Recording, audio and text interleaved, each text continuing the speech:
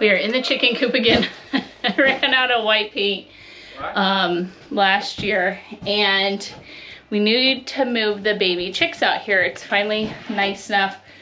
We have electrical, but I need to just finish at least this chunk of the wall in order to move the babies out here. So I have the insulation. We have the white, it's like a kitchen plastic stuff, like what's in the rest of the coop there. And then this wall being sheeting, we're not too terribly concerned with that. But I have to at least finish this chunk today, get the babies moved out here, and then we'll worry about the coop the rest of the way later. Join us as we just jump around and do a ton of projects this week. Welcome to Modern Homestead Alaska. We are Aaron and Jessica Milnes. We are building a modern homestead outside of Wasilla, Alaska, with the help of 3 of our children. Our second son, Caleb, our daughter, Cody Ann, and the youngest of our family, Wyatt, along with our 3 dogs, Tipper and Daisy, and the newest addition, Roberto. We spray foamed around the doors and the windows, and then we end up doing it all the way around the bottoms of the coop. It's good for, helps with waterproofing and keeping bugs and critters and things, as far as like mice or whatever, out of the coop. This room is not the brooder room. We still have some work to do, slowly but surely, in the coop. This room will end up and has been my tack room, and it has been so great to be able to just, when I go into the coop, I have all of the food and the bedding and all the different things I need for the chickens, and I don't have to go around looking for it.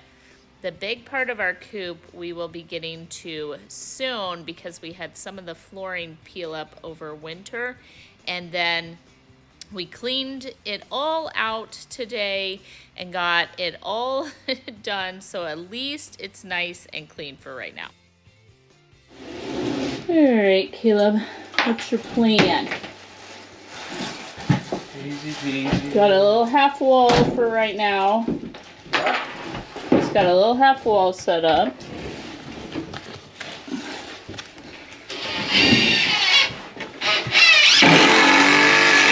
Over here.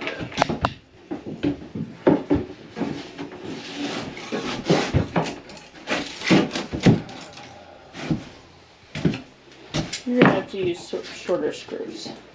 I know. I'm gonna have to just put this on. No, I meant I didn't throwing that in on there. Oh, I'm not putting anything on that in. Not screwed in. They're baby chickens.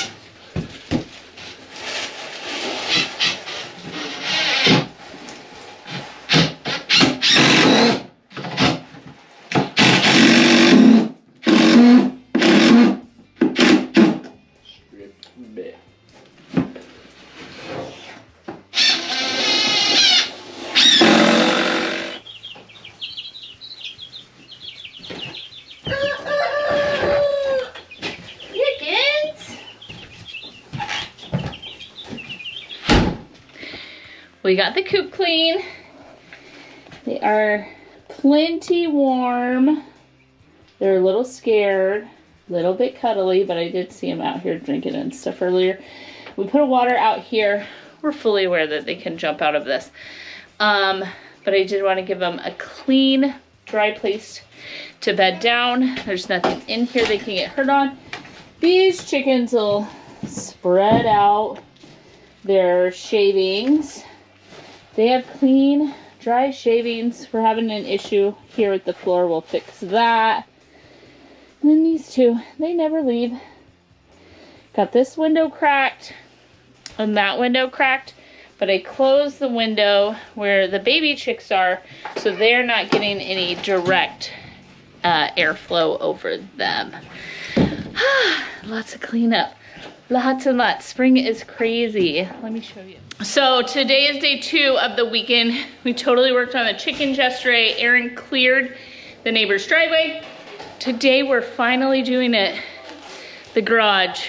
the giant disaster of a garage. They've already started yanking everything out of it, making piles outside. Everything from gases and propanes, hunting and fishing gear, car tools, hunting, chicken coop, just tools and paint supplies, and there's so many categories. But so I thought I would just talk to you a little bit about what is happening with the garage. We are very, very grateful that we've had a covered space. This has been the second winter that we've made a disaster of the garage and had to clean it out. We continue to get rid of things and so on. However, we had a water issue, and what it is when the snow melts, it has ran underneath all of this, and so boxes got wet. Originally they were frozen, so we didn't notice they were wet and so on, but we just continue along, dumping the garage into piles and panicking a little of why do we have this amount of stuff. The other thing is the truth of the matter, when you have 5 or 6 people, technically we have 6 people's worth of belongings, and all of the Alaska activities and all of the things to live, our only on-grid system is our electricity. Everything else is considered off-grid, so we haul propane and we do all of these different things out here. Not only that, you're gardening, you're fishing, you're hunting, you are riding snow machines and four-wheelers and the Argo and all of that, and everything requires so much equipment, not just the building aspect of it. Okay, we have it mostly cleaned out. Aaron's getting ready to smoke up some ribs, so we have that going on. But this I clean. These are all the new buckets. They're dusty from the Home Depot. We're on this corner, but I think we're gonna organize the tools into the buckets instead of yanking all of it out. Right, Caleb? Sweeping. Moved all of the pellets because our concrete is failing and it got wet there. So luckily they were on pallets, and so our pellets didn't get wet. And then these boxes are bags of pellets that had gotten open this winter when we had received them from the Home Depot. Anywho, those will work our way through, and then we have pellets still. So we are this far.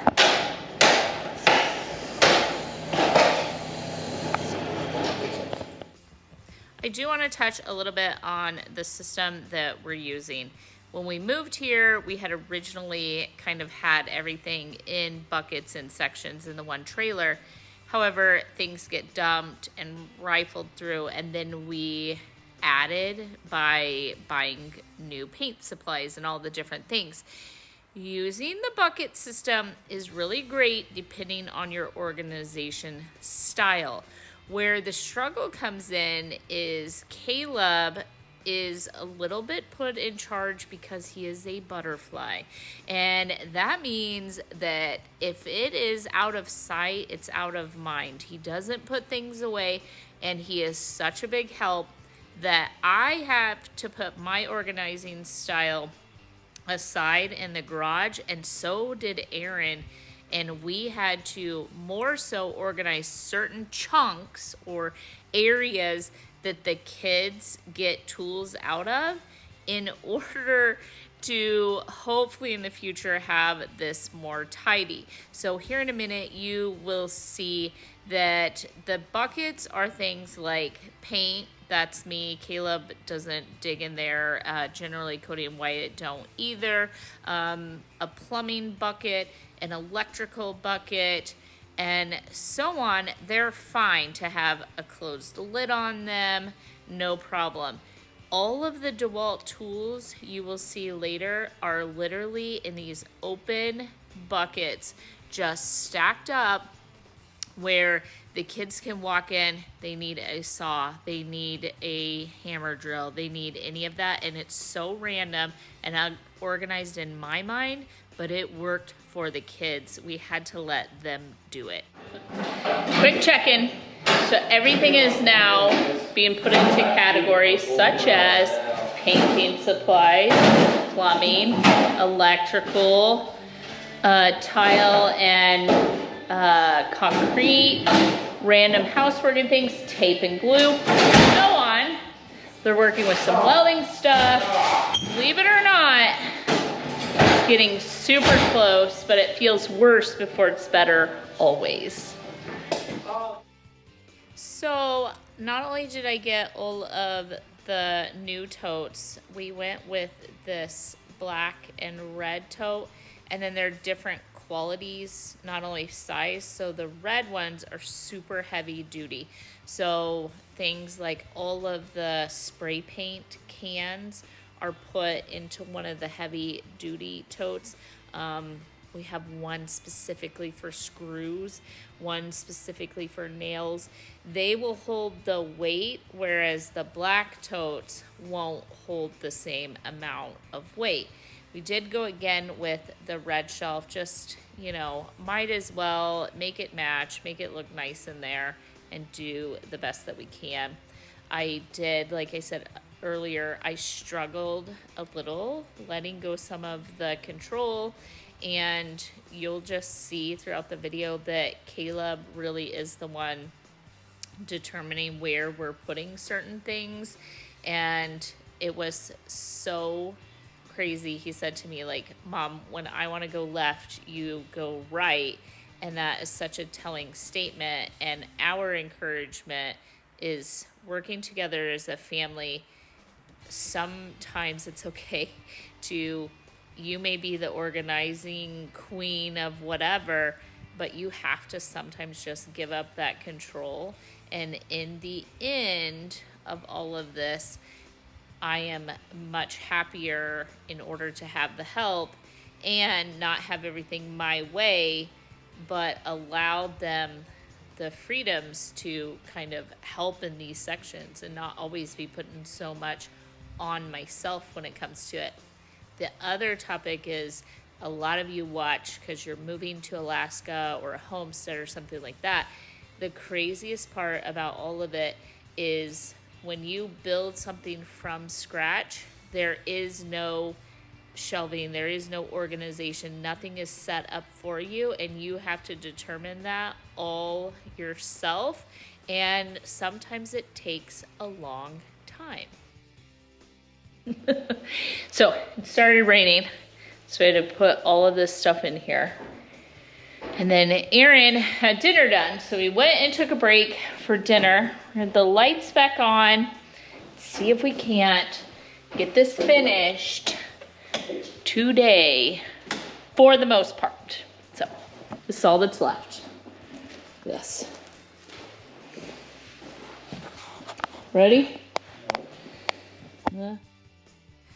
After taking a break throughout dinner, we realized we did not have enough space for the amount of hunting, fishing, camping gear that we own. I stole one of the red shelves from the basement that really did have hunting and camping stuff on it.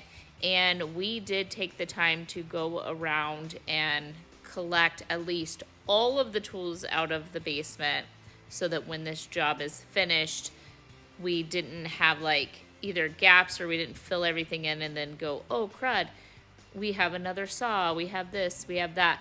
Anyway, and then we did start bringing up a bunch of stuff out of the basement, which you would think, we're not even done with the garage. Why are we now dumping stuff out of the basement into the garage?